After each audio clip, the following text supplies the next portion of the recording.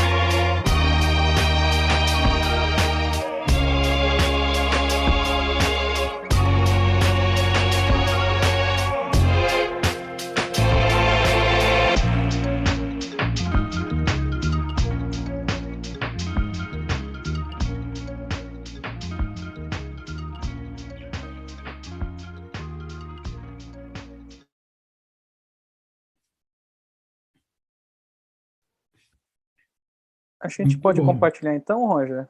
Obrigado Posso aí começar? Sim.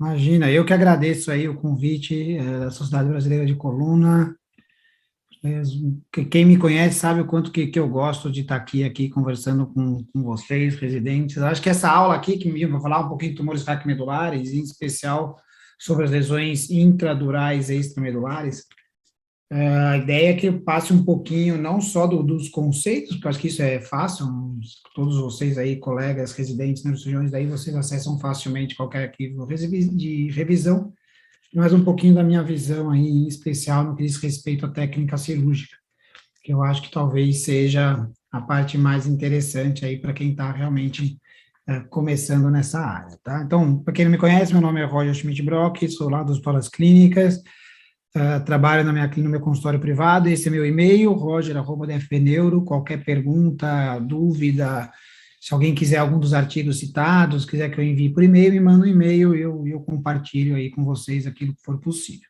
tá bom?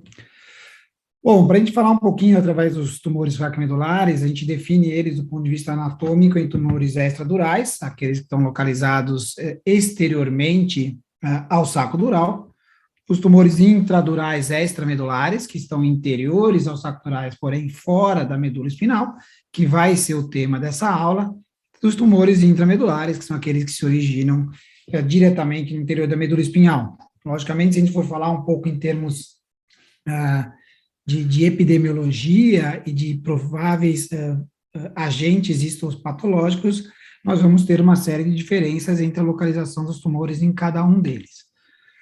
Um ponto importante a respeito dos tumores é o quadro clínico que a gente deve fazer com que a gente suspeite deles. Então, a maioria dos tumores raquimedulares, em especial os intrarraquianos, eles vão se manifestar seja por quadro de dor, essa dor ela pode ser uma dor radicular, uma dor medular, melopática, mas muitas vezes é uma dor inespecífica que o doente não consegue caracterizar como trajeto radicular típico e que tem uma característica muito comum e que eu acho que é algo que vocês devem levar sempre em consideração, que é aquela dor que, diferente de uma dor mecânica, ela piora quando o paciente está deitado.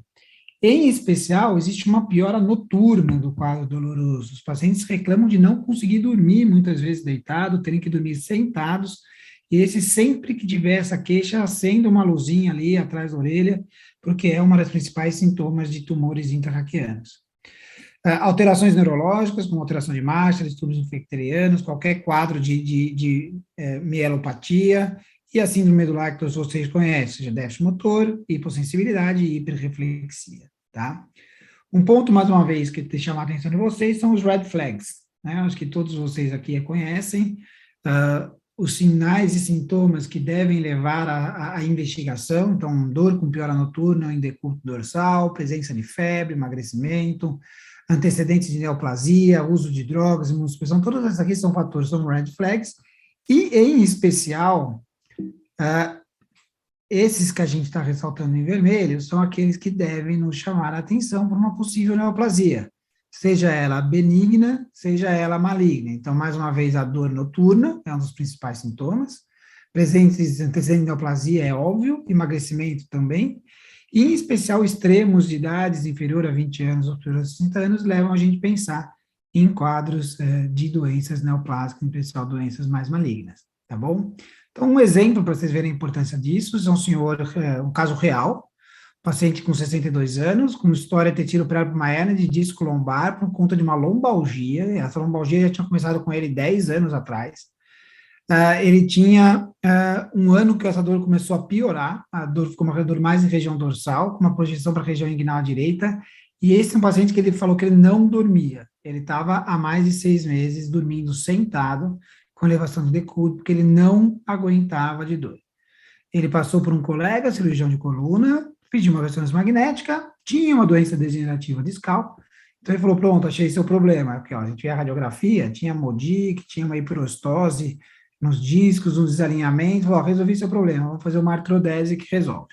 Então o paciente foi submetido a uma artrodese, obviamente não teve nenhuma melhora neurológica, quando ele procurou, a gente examinou, tinha sinais de liberação piramidal, obviamente não tinha nada a ver com a degeneração discal lombar, fizemos uma ressonância, ele tinha uma lesão, aqui é uma lesão extradural, mas tinha uma lesão tumoral, comprimindo a medula, a gente abriu, era um angiolipoma, esse paciente foi operado, melhorou da dor.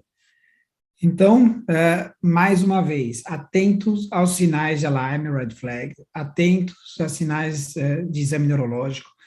Nenhum paciente deve passar pela avaliação de vocês sem ter um exame neurológico completo. Então, um paciente com hiperreflexia, com liberação piramidal, nunca o problema dele vai ser um problema de discopatia lombar. Aqui só voltando, então, que nós vamos estar falando aqui é das lesões intradurais extramedulares. Então, a gente está vendo aqui um desenhinho. Então, nós vamos falar daquelas lesões que vão estar fora da medula e dentro do saco dural. Os extradurais mais comuns são os ossos, são de longe as lesões neoplásicas mais frequentes na coluna, sendo as lesões metastáticas as mais frequentes, são 50%, 70% de todos os pacientes com qualquer tipo de neoplasia na coluna vão ser lesões metastáticas extradurais, mas que não é o motivo daquilo que nós vamos discutir hoje. Nós vamos entrar um pouquinho mais a respeito disso aqui. Os tumores intradurais extramedulares. Esses três anatomopatológicos, então meningiomas, os chivanomas e os neurinomas e os ependimomas, são as lesões mais frequentes. Os três em conjunto, eles correspondem a 85%, 90% de todos os tumores intradurais extramedulares. Diagnósticos outros diferenciais cabem para ganglioma, hemangioblastomas, mas são muito menos frequentes, inclusive algumas metástases de implante meningotelial, em especial algumas lesões de mama, embora isso seja muito menos frequente em termos de epidemiologia. Se a gente for olhar cada um deles específico, a gente vai ter que prestar atenção em algumas características da ressonância. Como que a gente faz a diferencial desses pacientes na ressonância? Então, aqui a gente tem mais uma vez os três tipos de tumores. Então, aqui um tumor extradural. Então, vocês sempre se acostumem a observar a lesão de continuidade da dura mater. A dura mater, ela é na ressonância, ela aparece como uma linha preta, densa, de hipossinal. Então, você vê toda vez quando você vê a linha mater sendo descolada dos processos espinhosos, deslocamento da dura mater e uma lesão aqui extradural.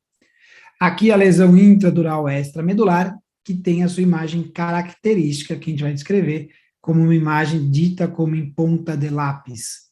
Então, se vocês olharem aqui, como que é essa imagem, a gente vai ver a medula espinhal, aqui um corte em T2, e você vê que você tem um deslocamento e um afilamento da medula, como se fosse fazer uma navalha ou uma ponta de lápis, certo?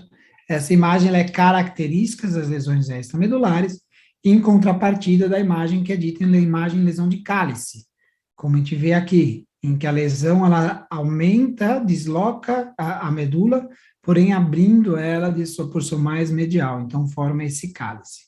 Então, toda vez que vocês virem uma lesão com essa imagem aqui, a principal hipótese diagnóstica vai ser de uma lesão intrarraquiana extramedular. E quais são elas? Então, primeiro que nós vamos falar são os meningiomas. Os meningiomas, como qualquer outro meningioma, eles têm origem das células da aracnoide. E se a gente for pensar a região que mais contém células da aracnoide dentro do canal espinal, é o ligamento denteado. Então, estipula-se que eles têm origem no ligamento denteado, fazendo com que a maioria deles apresente essa distribuição, como a gente vê aqui nessas duas imagens. Quais são suas características? Uma grande base de implantação dural, então a gente vê às vezes um dural tail, a gente vê um realce homogêneo por contraste, mais uma vez aqui aquele deslocamento da medula em ponta de lápis, e talvez essa que seja a sua maior característica, uma lesão que tem um implante anterolateral à medula, deslocando a medula posterolateralmente. Então aqui a gente vê uma imagem T1, a medula aqui em meia-lua deslocada para a esquerda e para trás, e a lesão com um implante anterolateral. Então, essa é tipicamente a imagem de um meningioma. Esses meningiomas, eles podem ser calcificados e tem sua maior prevalência na região torácica. Por que isso? Porque é a região da coluna onde nós temos a maioria dos implantes do ligamento denteado. Se a gente lembrar, após o término do cone medular, na região lombar, a gente não tem mais ligamento denteado estabilizando a medula e, portanto, decai muito a incidência dos meningiomas, ok? Aqui um videozinho mostrando uma cirurgia, eu coloquei ali para vocês a respeito do tratamento cirúrgico de escolha, que seria uma hemilaminectomia, eu vou falar um pouquinho disso mais para frente, mas aqui vocês veem, então, a hemilaminectomia feita, um afastador normal de casca lombar, o mesmo usado para hernia de disco. a abertura do saco dural. Vocês observem que ao abrir o saco dural, nós caímos diretamente em cima do tumor, tá bom? Esse saco dural, ele é rebatido com fios de nylon 5,0 de neurocirurgia, ou então a gente pode usar fios de prolene. E aqui a gente observa uma raiz, essa imagem é a mais frequente que a gente observa, uma raiz passando posteriormente ao meningioma na sua frente. Você descola, a gente vê o ligamento denteado, sempre essa relação com o ligamento denteado ela é bem evidente, e aí a partir daí a gente rebate, descola do ligamento denteado, começa um debulking e uma denervação da sua base. Vocês veem que até agora em nenhum momento a gente se preocupou em ver a medula, vou falar a respeito disso um pouquinho mais para frente. E no final, que você acabou de descolar toda a base, você descola, preservando a membrana da aracnoide, e faz a ressecção macroscópica total desta lesão, ok? Nem todo meningioma é tranquilo. Vou chamar a atenção para vocês de uma entidade que são os meningiomas em placa. As características de imagem, essa aqui é a foto desse artigo, elas são lesões que têm por principais características se estender por mais do que um nível espinhal e ter uma imagem que você vê que ela é meio circunferencial à medula. Então, essas lesões, elas se estendem meio que em manguito por todo o canal. Existem meningiomas que são, inclusive, intra e extradurais. E por que eu queria chamar a atenção para vocês? Porque essas cirurgias são extremamente mais desafiadoras, com um risco muito maior de lesão neurológica. Essa daqui é uma casuística dos últimos 6 anos que eu consegui levantar, de pacientes por mim operados. Eu tive 60 pacientes e 8 pacientes com diagnóstico de meningioma. Desses 60 eram pacientes com meningiomas típicos, sem ser meningiomas em placa. 2% desses pacientes apenas tiveram piores neurológicas transitórias. 54% deles estavam neurologicamente melhor 6 meses após do que no pré-operatório, e nenhum paciente tinha quadro clínico de déficit neurológico mantido após 6 meses da cirurgia. Em contrapartida, a gente vai ver o que aconteceu com os 8 meningiomas que foram caracterizados em placa. 4 tiveram doenças piores neurológicas, 2 deles foram pacientes que ficaram plégicos, sem qualquer recuperação desse quadro, ou seja, foi um déficit definitivo, e um deles com uma lesão que o paciente saiu bem da cirurgia, sem alteração de potencial intraoperatório, e que ficou plégico 24 horas após cirurgia, sem que você tivesse nenhum hematoma, e sim por um infarto medular. Isso é descrito na literatura, esses meningiomas em placa, no momento que você resseca o meningioma, você acaba causando uma alteração da drenagem venosa e uma alteração da drenagem venosa medular, e você acaba tendo infartos venosos medulares, que podem acontecer às vezes até 5 a 7 dias depois da cirurgia. Então, cuidado, embora as cirurgias de meningioma sejam extremamente reconfortantes, os pacientes melhoram muito, são cirurgias relativamente tranquilas, cuidado com aqueles meningiomas um pouquinho diferentes em placa, porque esses podem sim vir a dar problema. Segundo tipo mais frequente são os schwannomas ou neurinomas, eles nascem das raízes sensitíveis, e daí vem o seu principal diagnóstico diferencial com os meningiomas do ponto de vista de imagem. Enquanto os meningiomas têm um implante anterior, as radículas sensitivas elas estão localizadas mais posteriores dentro do canal raquidiano, então as imagens dos schwannomas tipicamente são imagens localizadas posteriormente à medula, como a gente vê nessa imagem aqui. Essa imagem em salsichinha, em que ele fica bem determinado, redondinho, também é bem típico dos schwannomas. E, em algumas situações, em torno de 15% a 20%, a média de 17% dos schwannomas tem esse aspecto em Alter, em Dunwedel, que sai pelo forame. Tá? Então, isso aqui são apenas 17% desses schwannomas. Então, não esperem encontrar isso em todos os pacientes.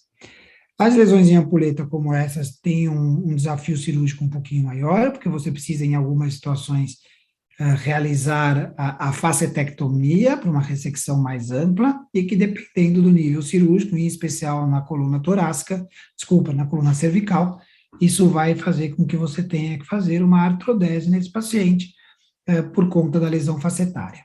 Lembrando que, muitas vezes, a lesão facetária ela é causada pela dilatação crônica do forame pela presença do tumor dentro desse forame. Então, mesmo que você não resseque, sempre observe como que estão as facetas, porque uma faceta muito adelgaçada por esse tumor na região cervical pode levar a uma deformidade pós-operatória. Então, atenção, Schwannomas e ampuletas, sempre prestem muita atenção, porque talvez você precise fazer uma instrumentação com artrodese, em especial na região cervical. Então, acho que isso é algo que eu gostaria de chamar a atenção para vocês. Então, aqui a imagem, vocês veem que foi feita uma laminectomia completa, hoje em dia a gente tem usado também a hemilaminectomia, diferentemente dos meningiomas, eles estão localizados posteriormente à medula. A técnica cirúrgica consiste em você tentar preservar a aracnoide, dissecar a lesão, sem que você necessite seccionar nenhuma radícula. Você deve achar uma radícula pequena chegando e saindo do tumor. Se não for possível uma ressecção intrafascicular, você secciona essa raiz e tira a lesão, tá bom? Aqui é o pós-operatório, uma cirurgia também, na maioria das vezes, bastante tranquila. E, por último, os ependimomas. Os ependimomas, nós estamos falando só com os ependimomas de filum terminale, eles consistem, em média, 50% dos ependimomas intrarraquianos. Os outros 50% são os ependimomas intramedulares, tá bom? O ependimoma de filum, ele tem uma diferença histopatológica, ele tende a ser um ependimoma mixopapilar, e ele tem uma característica de ser muito mais agressivo quando diagnosticado na faixa etária pediátrica. Se vocês pegarem trabalhos epidemiológicos de ependimomas com crianças abaixo de 9, 10 anos, vocês vão ver que existe uma taxa de disseminação licórica, de implantes, de recidiva bastante elevada, diferentemente dos ependimomas do adulto, em que a gente encontra, na sua maioria, ependimomas mixopapilar, e que normalmente a ressecção cirúrgica, ela é o tratamento de escolha. A radioterapia, ela está indicada naqueles ependimomas, que não é força, desculpa, naqueles ependimomas grau 3, 2 ou 3, ou seja, aqueles ependimomas anaplásicos, que tiveram uma ressecção incompleta.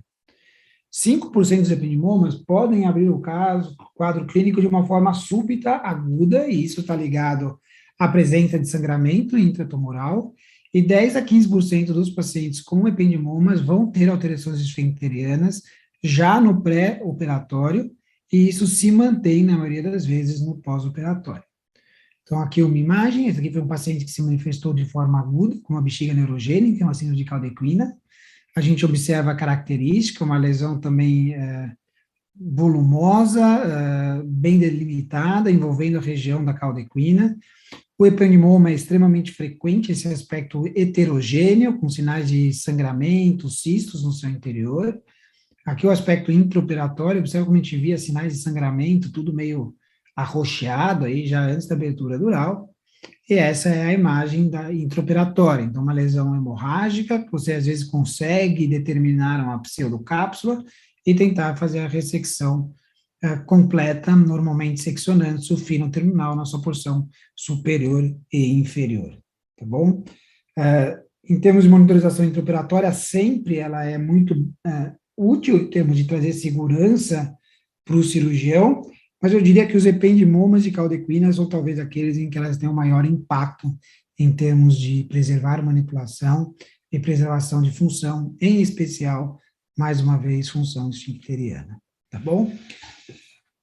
Dito isso, eu queria defender um pouquinho aquilo que tem sido a minha prática, que é o uso da hemilaminectomia para esses tumores, em especial os tumores, os meningiomas e os neurinomas.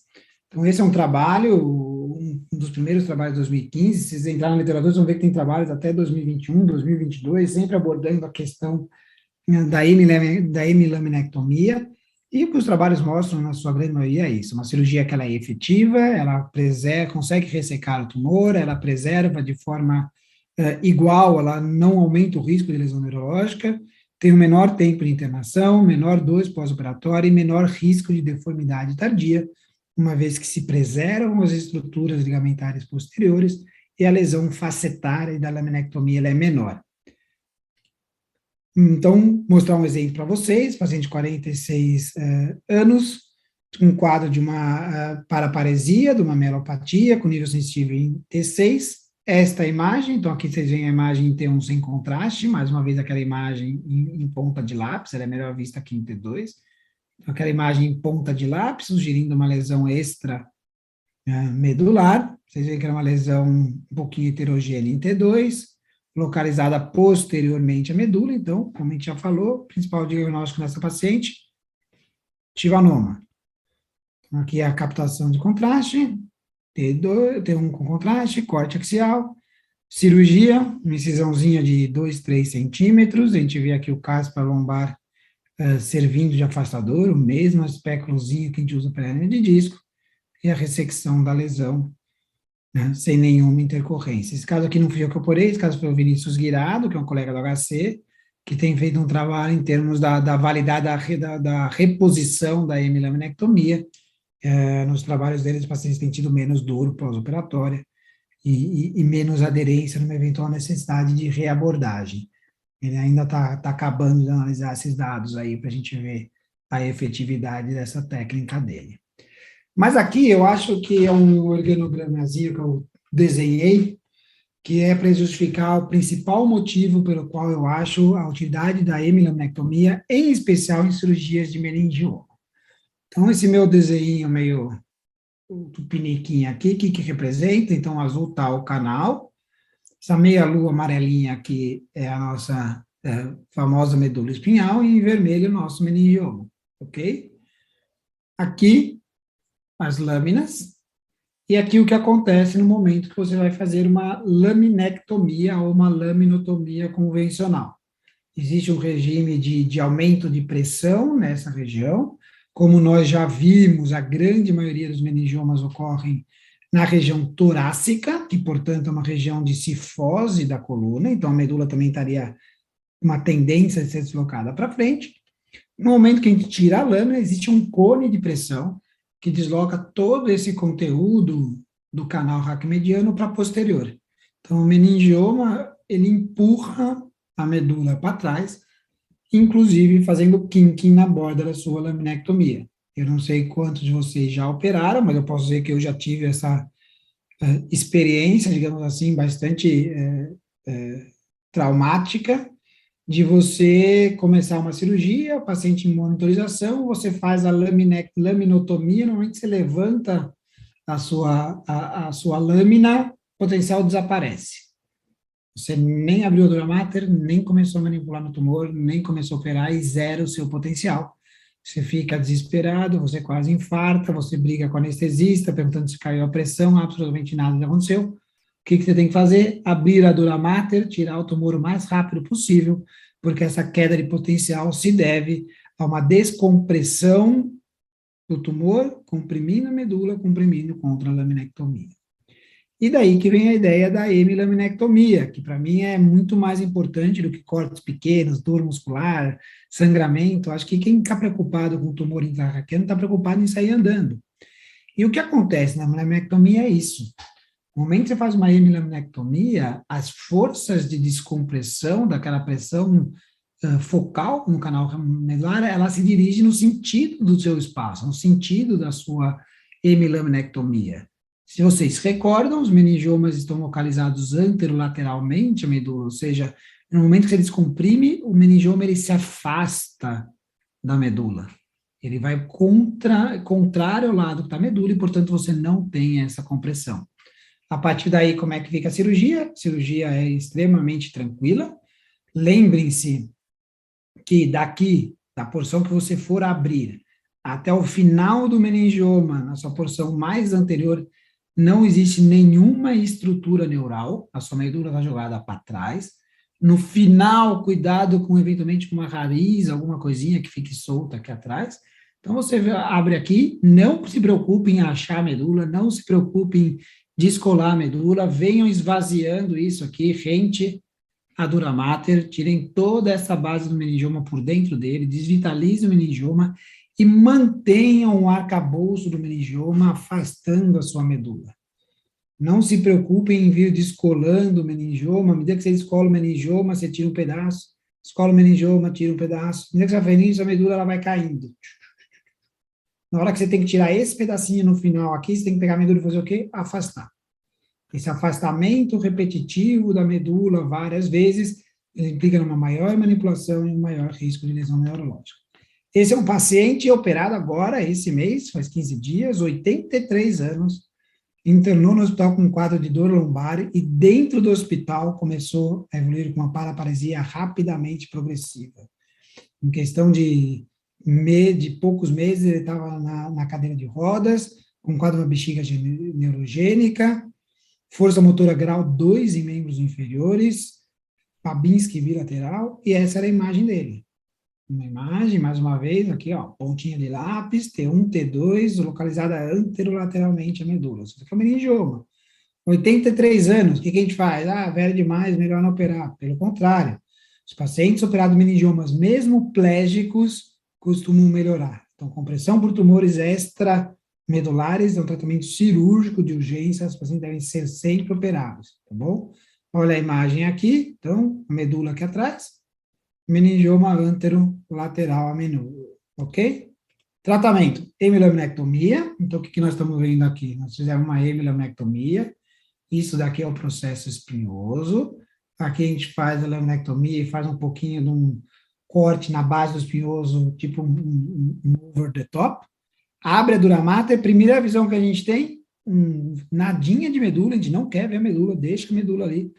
A raiz, como eu falei, está sempre passando aqui pela sua frente, vai ter uma raiz saindo, dando a volta no meningioma e saindo aqui a radícula, ligamento denteado. Sugestão, mais uma vez, escolhe o meningioma do ligamento denteado, pega um fiozinho de prolene 6.0, passa aqui no ligamento denteado, deixe rebatendo sem peso, para quê? Para manter a sua medula afastada. Você não quer que essa medula venha caindo e te tampe sua visão de trabalho. Então, vou mostrar para vocês aqui o videozinho dessa cirurgia, um videozinho bem rápido. Então, aquilo que eu falei, vai esvaziando o meningioma em linha reta, vai coagulando, vem a base aqui já estava coagulada, você vai cortando a porção mais central do meningioma, coagulando, esvaziando, veja que você mantém o arcabouço lateral aqui, então fica uma cabaninha de meningioma, linha reta pelo ângulo do microscópio, daqui até o final, não tem tecido, o seu tecido neural está protegido lá para trás.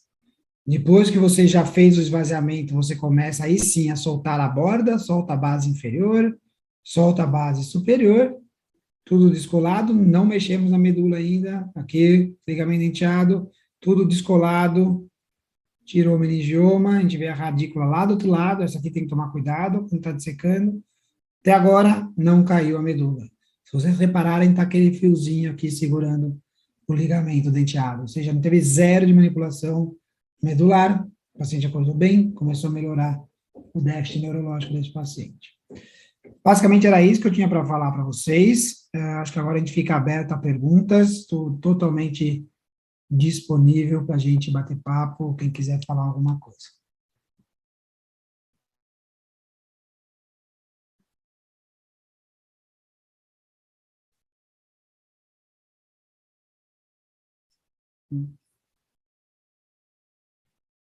Vamos ver aqui, lista de presente. Alguma pergunta, alguém? Franz? Eu estava mutado aqui, viu, Roger? Parabéns pela aula, uma aula bastante ilustrativa. Acho que cumpriu muito bem o foco, né, que a gente está visando com essas aulas para os residentes se prepararem até para a prova de título da prova de coluna. Né, gostei muito dos casos, assim, eu posso começar com uma pergunta, hein, Roger? Claro, né, a gente gosta muito também da hemilaminectomia, né, para acessos, né, evitando cirurgias com fixação, evitando lesar a banda de tensão posterior. Né, mas voltando um pouquinho para aquele seu caso que você fez de um ependimoma mixopapilar na região lombar, quando você tem uma lesão muito extensa no crânio caudal, você vê algum limite para a hemilaminectomia? Opta pela laminotomia mesmo? Desculpa, as lesões centrais, e aí, na hora que eu falo lesões centrais, são os ependimomas, né? Os ependimomas de fino, geralmente, eles são lesões bem medianas, eles afastam as raízes. Esses eu ainda não gosto muito de hemilaminectomia. Eu gosto da laminotomia mesmo, ou da laminectomia. O que eu tenho feito nesses pacientes, em sentido de menor dor, depois é split de espinhoso, até 3 níveis, você consegue fazer o split. Então, você abre, afasta o split espinhoso, você expõe sua lâmina, aí é uma cirurgia normal, ou uma laminotomia, ou uma laminectomia. No final, fecha o split do espinhoso, devolve a lâmina e fecha o splitting. Para tumores de linha média, e aí fica os ependimomas de Phelan e os tumores intramedulares, eu não uso muito laminectomia, não. A minha laminectomia fica para os chivanomas, meningiomas e eventuais outros tumores que têm uma implantação mais lateral. Legal. Ô, Roger, eu notei também nos vídeos da cirurgia, eu não sei se é uma opção pessoal, né, mas eu não notei o uso do aspirador ultrassônico para fazer o debulking das lesões. Tem algum motivo em particular para não usar ou opção pessoal mesmo? Não ter disponível no público. A gente não tem aspirador ultrassônico na HC. Eu acho que o aspirador ultrassônico ajuda, eu acho que ele não é essencial. Eu acho que, em especial nos meningiomas, a gente consegue bem sem eles, mas sem dúvida alguma é uma ajuda bem interessante para o debulking. Eu acho que nada contra, é só ter ele disponível para usar. Tá?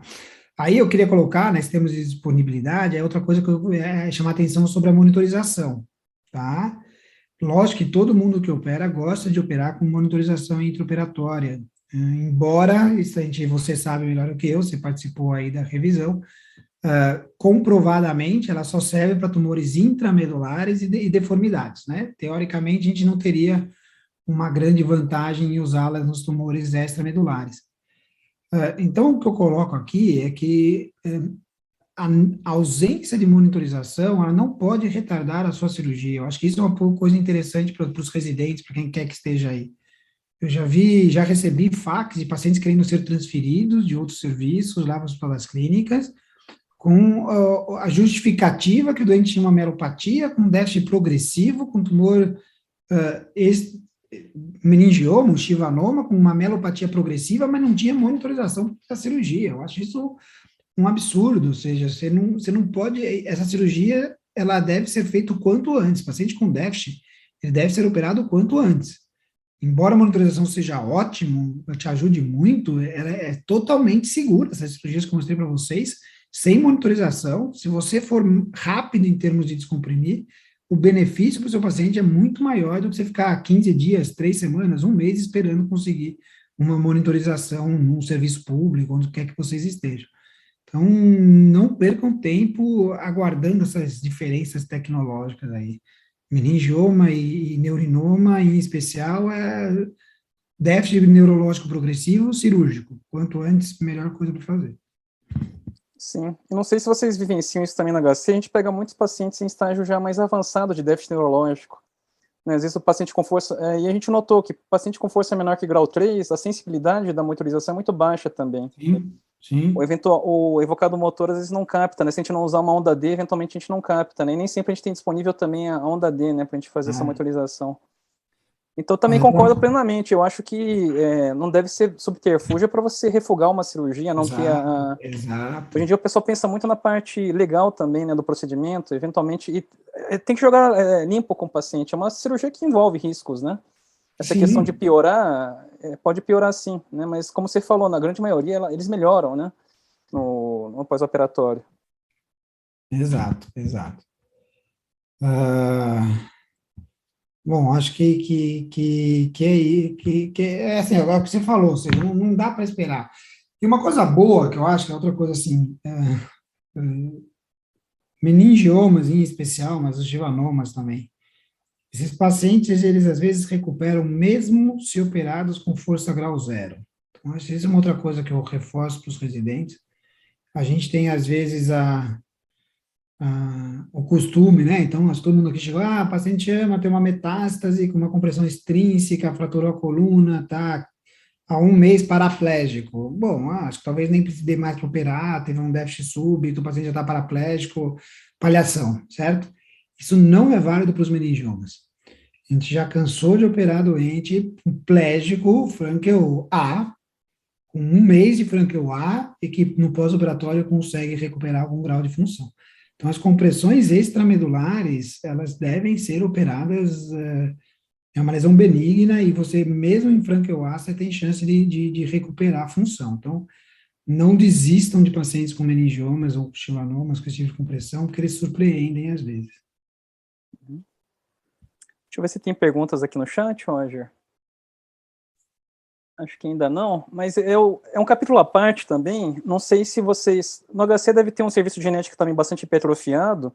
Não sei como é que vocês lidam com os pacientes com neurofibromatose, aqueles casos de NF1, que você faz uma ressonância da coluna, chega a dar dó, porque você vê cada foramezinho, você vê um chivanomia. E às vezes eles vão crescendo e você tem compressões eventualmente em níveis diferentes, assim. Vocês costumam ter conduta cirúrgica, uma conduta mais expectante? A gente, para pacientes em especial com neurofibromatose, né, a gente trata a lesão sintomática, a gente não sai caçando lesão, a gente acompanha. O paciente começou a ficar sintomático, você vai e opera aquela lesão. Em algumas situações você tem uma chivanomatose, que não é nem neurofibromatose, é uma chivanomatose, mas vários chivanomas em caldequina. Aí, se você tiver que operar, às vezes você opera e tira aqueles maiores que estão no meio do caminho, você vai tirando, faz uma anatomia um pouco maior. Mas neurofibromatose em especial, operar o chivanoma, uma lesão sintomática, e cuidado com deformidade, aquela questão que eu falei das facetas, ela é especial e importante em pacientes com neurofibromatose. Você não precisa nem fazer uma lesão iatrogênica, o tumor já destruiu a sua faceta na região cervical. Esses pacientes costumam deformar. Às vezes você pega o paciente já na fase de deformidade, mas se você for operar esse doente, talvez você tenha que ser um pouco mais agressivo em termos de instrumentação, que é algo que normalmente não é habitual em cirurgia de tumores, né? Então, outro ponto para quem está aí, a cirurgia de tumor não se artrodesa, exceto casos excepcionais, né? Não se opera um meningioma torácico e coloca 5 ou 6 parafusos, não se opera um ependimoma de cauda e se artrodesa, a coluna não vai. Então, a artrodese fica resumida para esses casos excepcionais e atenção especial para a neurofibromatose. Achei bem interessante o diagrama que você fez lá, né? Você falou de Tupiniquim, mas foi muito informativo. Me veio à cabeça também a situação, você estava falando antes de começar a aula sobre hernias torácicas, né? E muito se aprendeu sobre as hernias torácicas também, sobre essa fisiopatogenia da piora neurológica, né, de acessos posteriores, né? Às vezes a Sim. pessoa, poxa, eu vou ampliar o canal por trás, mas aí você tem esse efeito desse shift, né? Uma analogia Exato. ao meningioma também anterolateral, e às vezes surpreendia, né, as pessoas de maneira desagradável, né, com uma paraplegia. Exatamente. E aí é a outra questão, né? Menino tumor. Nesse sentido, por onde você começa abrindo a dura mater? Aí também não tem ciência por trás, não tem comprovado isso, mas sempre proximal, sempre cranial. Outro fator que quem opera já viu é você começar a abrir a dura mater, drena líquor caudal, meningioma, o potencial Faz um desaparece. pistão, né? Uhum. Faz um pistão, então, assim, sempre abre a dura de cranial para caudal, se drenar líquor, está drenando líquor cranial. E a outra questão é isso, diferente dos tumores intramedulares, que você está operando, cai potencial, o neurofisiologista fala, joga soro morno, para, dá um descanso para a medula. Nessas compressões extrínsecas, se o tumor, se o potencial caiu no momento que você está descomprimindo, seja por drenagem de líquor, ou seja pela laminotomia, pelo contrário, não para, descomprime o mais rápido possível. Quanto antes você descomprimir o tumor, mais rápido melhora o potencial. Então, você ficar parado esperando, às vezes, está aumentando a sua lesão medular. Então, caiu o potencial, você acha que não foi por manipulação, não é porque você está descolando o tumor da medula, etc. Ou seja, é porque no líquor ou porque fez a laminectomia, o potencial caiu, descomprime, tire o tumor, Acelera o processo, né? Uhum. acelera, tira o tumor com toda a qualidade técnica, sem afobar, mas tira. Não fica parado esperando. Tem mais alguma pergunta, pessoal? Aproveitar a experiência do Roger aqui conosco. Deixa eu ver no chat aqui. O Yunis mandou um abraço aí, parece que ele entrou pelo celular, né? Mas mandou um abraço Eu aqui, eu vi tô ele. vendo. Ele é o, cadê? É o Galaxy, ele era o Galaxy É o S-Note. Galaxy 20, né? Era o Galaxy 20. Uhum. Estava no carro. Bom, não havendo mais... Acho que tem uma pergunta aqui. Paulo Rodovani. Eu estou só Não, só congratulando. Obrigado, só Paulo. agradecendo pela aula. Bom, acho que não havendo mais perguntas, eu gostaria de encerrar, né, nossa sessão, agradecendo muito a disponibilidade do Roger, de todas as pessoas presentes, ao nosso patrocinador também, e gostaria de convidá-los novamente ao nosso encontro, né, são encontros quinzenais, daqui a 2 semanas, na próxima terça-feira. Obrigado, Aí. Roger. Muito boa aula. Imagina, Franz, obrigado a vocês. Até mais. Tchau, tchau. Boa noite.